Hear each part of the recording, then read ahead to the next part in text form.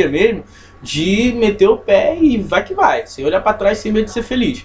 Porque todo o resto da Europa tava meio pé atrás com isso, porque a galera tinha medo de cair, o pessoal tinha medo de monstro marinho e tudo mais, essas coisas. Quem viu aquele Piratas do Caribe, o filme, eu sempre falo para vocês desse filme como exemplo, tem um monstro chamado Kraken, que é um monstro marinho, que era uma lenda gigantesca nessa época, o pessoal enlouquecido, morria de medo de pegar o mar, seguir, bater de frente com o Kraken e morrer geral. Então os portugueses, quando tinham esses documentos em mãos, olharam e falavam, não tem nada, vamos que vamos lá. Enriquecimento dos mercadores e formação de um Estado centralizado. E aí você tem uma questão aqui, enriquecimento dos mercadores é porque a burguesia portuguesa cresceu muito justamente por ter contato com os árabes, eles comercializavam muito, trocavam coisas com os árabes, compravam e vendiam, então enriqueceram mais rápido. E os árabes eram ótimos com isso, porque eles atravessavam o deserto de camelo vendendo coisas. Mas essa questão do Estado centralizado era o seguinte, lembra que no feudalismo, como eu falei, na Idade Média, o feudalismo ele era meio que um desenho que eu fiz no quadro, lembra? Fiz um círculo, eu falei, eu tenho esse terreno aqui, e aí a Gabi, ela trabalha pra mim, e aí o Gugu tem esse, não sei quem tem esse. O feudalismo era isso, o poder não era centralizado porque o rei não mandava em nada, todo mundo mandava no seu cercadinho, assim, na sua fazendinha. Nesse momento aqui, Portugal já não era mais assim, porque Portugal teve uma treta de primos, que era a família de... o condado de Borgonha e o reino de Aves, né, que eram duas famílias portuguesas que tinham que disputar o trono, que era meio que um avô morreu, um exemplo é esse, tá? Não foi assim, mas eu estou dando um exemplo para vocês entenderem. Era como se um avô morresse e ele tivesse que deixar uma herança. E aí os herdeiros que deveriam, né, receber herança eram dois primos. E aí, só que ele não deixou o testamento nem nada. Então esses dois primos iam se matar até um deles assumir o trono. E aí nessa treta aí, Portugal, que era separada por conta do feudalismo também, ela se centraliza porque os caras começam a se matar, começam a brigar, e aí um deles ganha, a família de Aves, se não me engano, vou aqui conferir, a dinastia de Aves. A dinastia de Aves, que é do Dom João, pai de Dom Pedro I, tá? Eles ganham, eles conseguem o trono, eles assumem o trono, e a partir disso aí eles conseguem continuar dando andamento nas viagens no investimento para as viagens ultramarinas, que são o termo que a gente usa para falar das viagens de navio, ultramar, as viagens que vão pelo ultramar. Então isso só aconteceu porque os caras não estavam mais brigando para saber quem mandava em quê, porque já tinha uma pessoa que tinha resolvido isso, que era o Dom João, que assumiu o trono, porque venceu essa guerra e essa treta aí. A expansão marítima de Portugal e Espanha. Bem, e aí você tem três fatos acontecendo aqui pra gente entender. Em 1488, isso na página 41, tá? Em 1488, a expedição comandada pelo português Bartolomeu Dias alcançou e cruzou o extremo sul africano que liga o Oceano Atlântico ao Índico. O local era conhecido como Cabo das Tormentas em razão das violentas tempestades, que foi rebatizado depois de Cabo da Boa Esperança, obviamente depois que eles já tinham descoberto terras americanas lá, tá? Em 1498, 10 anos depois, Vasco da Gama, os vascaínos aí vão gostar, desembarcou em Calicut, na Índia. Sua viagem garantiu a Portugal controle sobre o comércio e mercadorias orientais, estabelecendo um acordo com os líderes locais. Então não foi uma viagem de descobrimento, nem de colonização, não. Foi só de comércio do Vasco da Gama, tá? Ele encontrou com os caras na Índia e começou a ter um contato direto com os caras para vender e comprar coisa. 2 anos, e aí uma explicação, por que os caras tinham esse interesse? Na Índia, por ter uma região diferente, geograficamente, o solo da Índia produz vários alimentos totalmente diferentes que não tinham na Europa e não tinham em outros lugares do mundo. Então produtos, especiarias, que era como era chamado, eram produtos que não se tinha em qualquer outro lugar do mundo, só tinha na Índia, tá? 2 anos depois, em 1500, Pedro Álvares Cabral e sua esquadra chegavam ao território americano no litoral nordeste do que viria a ser o Brasil. Após alguns dias, a esquadra seguiu para a Índia, onde seriam embarcadas especiarias orientais. Então depois o Pedro Álvares Cabral, como a gente bem conhece, chegou ao que seria o Brasil depois. Com a intenção de... Página 43, tá? Com a intenção de se antecipar aos portugueses, na descoberta de uma nova rota comercial para as Índias, a coroa espanhola patrocinou a viagem do genovês Cristóvão Colombo e iniciou seu processo expansionista. A Espanha veio meio que na rabuda assim mesmo.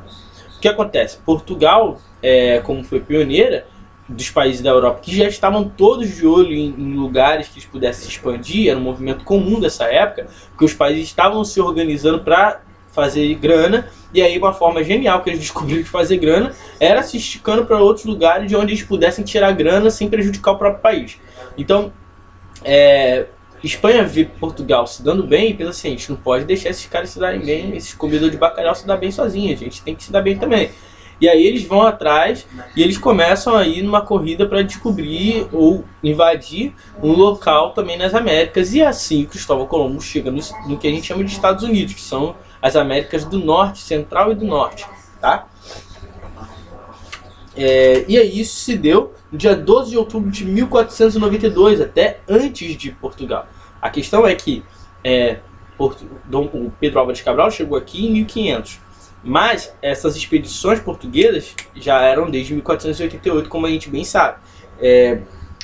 O Colombo chega antes nas Américas, mas eles começam na Espanha a se coçar para correr atrás desse prejuízo de encontrar novos lugares depois de Portugal. Então é meio que uma questão do seguinte, quem chegou primeiro foi a Espanha, mas quem começou as expedições para fora da Europa foi Portugal. Espero que vocês tenham entendido.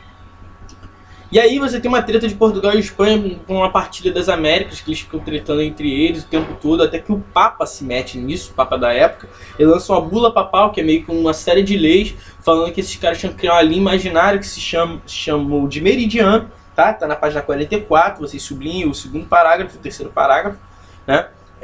Para que eles não tretassem mais.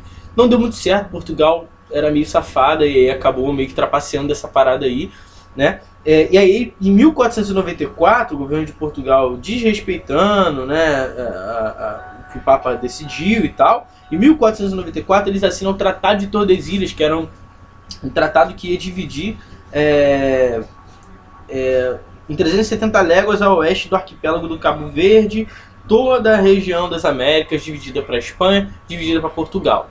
Isso também não durou muito, porque Portugal novamente trapaceou e arrumou caô assim, com a Espanha e também com outros países.